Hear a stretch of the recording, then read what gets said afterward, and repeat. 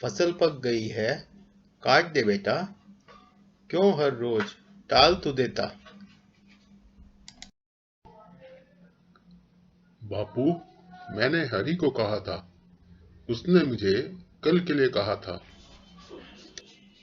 समझदारी से काम ले बेटा, कोई किसी का काम मुफ्त में नहीं करता।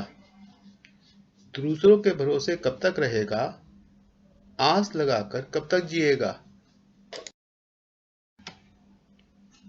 चल तुझे एक कहानी बताते हैं, फिर फसल काट कर ही आज घर जाते हैं। एक राजा ने घोषणा करवाई, पूरे देश में मुनादी करवाई। यदि बिना कैंची चलाए कोई हज्जाम उसके बाल काट देगा, उसको राजा सोने में तोल देगा। शर्त ये थी, राजा को तनिक भी दर्द नहीं होना चाहिए, बाल ठीक से कटे हों, फिर अपने भार के बराबर सोना ले जाइए। यदि कोई अपने प्रयास में असफल होगा, सिर उसका जनता के सामने कलम होगा।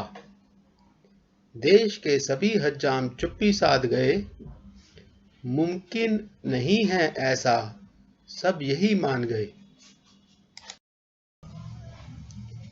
कोई कैसे कर सकता है ऐसा, उन्हें अपने पर यकीन न था। बिना कैंची चलाए बाल काटना मुमकिन न था। ज्यादा दिमाग लगाने की मेहनत वो करना नहीं चाहते थे। जितना दिया ईश्वर ने, उसी में संतुष्ट रहना चाहते थे। जानते थे वो असफलता का परिणाम, मानते थे कि मुमकिन नहीं है काम। चंद दिनों में एक हकीम दरबार में आया। राजा ने उसको अपने कक्ष में बुलाया। वहां उसने राजा को एक फूल सुंघाया। 2 घंटे तक राजा को होश नहीं आया। जब राजा को होश आया, उसके बाल कट चुके थे। लग रहा था राजा सुंदर, शर्त के वायदे भी पूरे हुए थे। राजा ने हकीम से सफलता का राज जब पूछा, उसने कहा, उत्तर तब दूंगा जब प्रश्न न पूछे तू जा। जब राजा ने वचन दिया, उसने राजा की बेचैनी को दूर किया।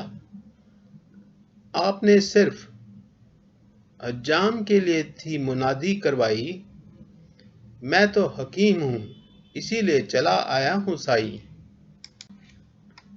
बालों को काटने का तरीका सिखाया, फिर हकीम के अनुभव का कमाल दिखाया। राजा को सारा रहस्य पता चल गया।